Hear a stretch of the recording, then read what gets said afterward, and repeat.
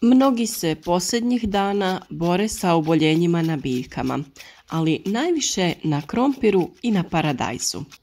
Neki su se već toliko razočarali pa su u potpunosti odustali od nasada krompira i sada u neizvjesnosti čekaju vađenje gomolja iz zemlje. S druge strane, mnogi očajno traže pomoć i rješenje kako da spase ono što je preostalo od nasada. Nažalost, većina se okreće hemijskim preparatima i vjerovatno ih koriste na nepravilan način, što će također ostaviti određene posljedice. Važno je u tom slučaju znati kako i kada se koriste takvi preparati, kako ne bi bilo štetno za biljke, a ni za vaše zdravlje. Vremenski uslovi su bili takvi da su se na biljkama pojavila različita gljivična oboljenja. Ona su se manifestirala na listovima i stabljici biljke krompira. To je rezultiralo propadanjem tih listova, a nažalost i cijelih stabljika. Biljke koje uzgajamo u zaštićenom prostoru, to jest u plasteniku, nisu zahvaćene ovakvim oboljenjima. Međutim, naš krompir na otvorenom pretrpio je dosta veliku štetu.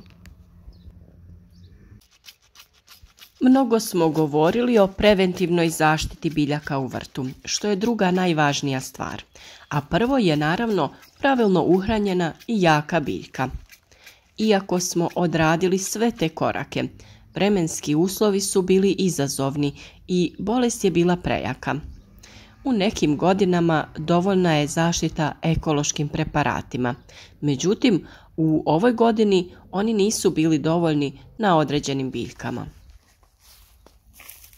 No srećom, dosta tih situacija može se popraviti i spriječiti daljnje propadanje nasada.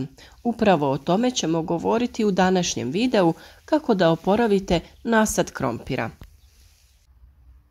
Na našem kanalu imate mnogo korisnih savjeta vezano za uzgoj svih biljaka, voća i povrća, pa vas pozivamo da zapratite naš kanal kako bi redovno pratili savjete koje vam svakodnevno donosimo.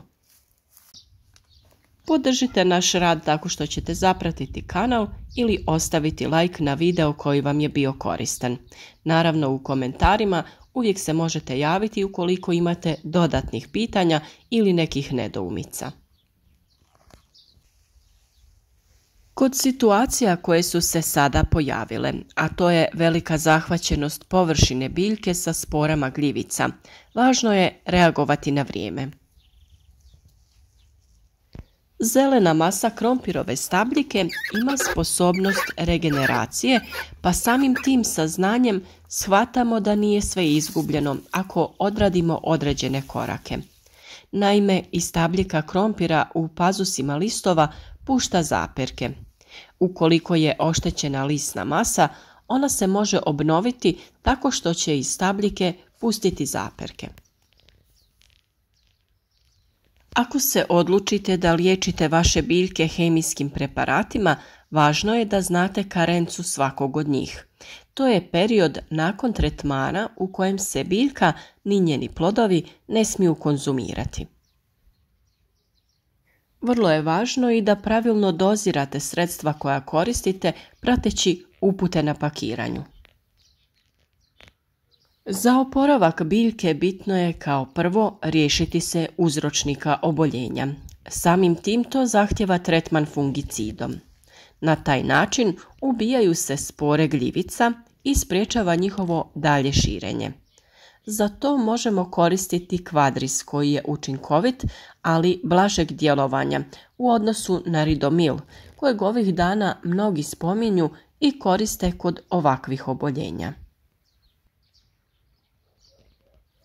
Nakon tretmana fungicidom razvoj bolesti bi trebao biti zaustavljen, te ćemo se sada okrenuti oporavku naših biljaka. Ključni korak za oporavak ovakvih biljaka je hranjivo. Biljke je potrebno prihraniti zalijevanjem, ali i folijarno, to jest preko lista. Kao prvo, biljke treba zaliti sa hranjivom sa većim sadržajem fosfora. Mi smo u ovom slučaju koristili Vital Power Phos. To je tečno organomineralno hranjivo koje, pored fosfora, sadrži i dodatne elemente koji biljku stimuliraju. Osigurava se bolje ukorjenjavanje i brz početni rast, što nam je jako bitno u ovoj situaciji. Ovo hranjivo smo primijenili na način da smo rastvorili 20 ml na 10 litara vode i sa tim obilno zalili biljke. Zalijevanje biljaka najbolje je odraditi rano ujutro ili predvečer kada nisu previsoke temperature. Važno je pri tome koristiti odstajalu vodu ili kišnicu, nikako hladnu vodu koja bi mogla oštetiti biljke. Zalijevanje ovim hranjivom ponoviti ćemo i nakon 5 dana. Na taj način će se oporaviti dijelovi biljke koji kroz nju provode hranjiva. U ovakvim situacijama jako je bitno da je nasad krompira dobro i obilno zaliven, jer će se biljke na taj način puno lakše oporaviti. Posebno je to važno u ovim sušnim razdobljima ili kada su visoke dnevne temperature zraka. Dovoljna količina vode važna je kod razvoja zelene mase krompira, ali i kod dostizanja krupnih i kvalitetnih gomolja. Pored toga, biljke ćemo prihranjivati folijarnom, a za tu namjenu, a naročito u ovoj situaciji, koristiti ćemo aminokiseline. One su vrlo važne kod oporavka biljaka u stresnim situacijama. Vrlo je važno da se ovaj tretman radi ili rano ujutro ili kasno predvečer kako ne bi došlo do dodatnog oštećenja zelene mase ako to radimo pri visokim dnevnim temperaturama. U ovom slučaju koristimo biostimulator zoberaminol koji će našim biljkama dati dodatnu energiju i potaknuti ih na novi razvoj. On sadrži korisne aminokiseline te osigurava potrebne makronutrijente za razvoj biljaka i njihovu pravilnu stimulaciju. Pripremamo ga tako što na 10 litara vode dodajemo 20 ml ovog tečnog hranjiva. Za još bolji oporavak biljaka odradili smo poseban tretman sa Vital Power Copper. To je jedinstvena i inovativna formulacija na bazi bakra i antioksidanasa prirodnog porijekla koji poboljšavaju apsorpciju i sustavno djelovanje bakra. Koristi se kao izvor bakra u trenucima kada usjev mora pojačati disanje i fotosintezu kako bi se povećao njegov razvoj i kako bi se potaknuli različiti mehanizmi prirodne samoobrane biljaka. Postupak pripreme je isti, na 10 litara vode dodajemo 20 ml ovog tečnog hranjiva. Gomolji u tlu su već dosta lijepo razvijeni i ukoliko ne želite oporavljati stabljiku, možete očekivati određenu količinu krompira. Veličina, to jest krupnoća gomolja, nije zadovoljavajuća, ali po potrebi se može vaditi i konzumirati. U svakom slučaju sada nije vrijeme da ga svega izvadite iz zemlje. On mora proći kroz proces dozrijevanja kako bi stvorio tvrdu zaštitnu koru na gomolju. Ostavite ga u zemlji sve dok se ti uslovi ne ostvare. Na taj način će urod biti dugotrajniji nakon vađanja, to jest tokom skladištenja.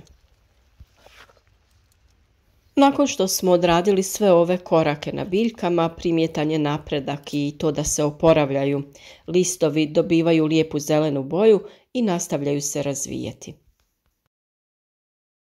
Vjerujemo da određene biljke mogu još uvijek da se spase, pa ukoliko nije previše loše stanje, svakako probajte na ovaj način da oporavite biljke u vašem vrtu.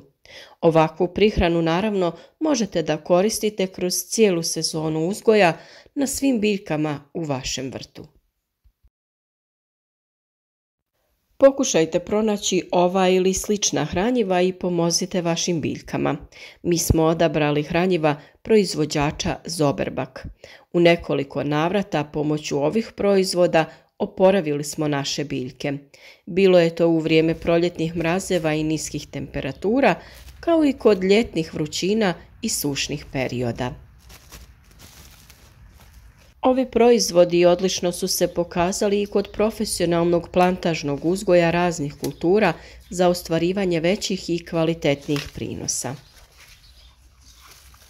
Ovom prilikom zahvaljujemo se uvozniku ovih proizvoda, firmi Berry Project, što su nam omogućili korištenje ovih kvalitetnih proizvoda kako bi naša proizvodnja bila što uspješnija. Nadamo se da će nam svima ova izazovna godina biti ipak koliko toliko uspješna u proizvodnji različitog voća i povrća i nadamo se da ćete se i u narednom periodu družiti s nama, jer ćemo vam donositi savjete kako da vaše biljke budu zdrave i plodonosne. Zapratite naš kanal, ostavite like, a u komentarima smo uvijek tu za vas za sva dodatna pitanja i nedoumice.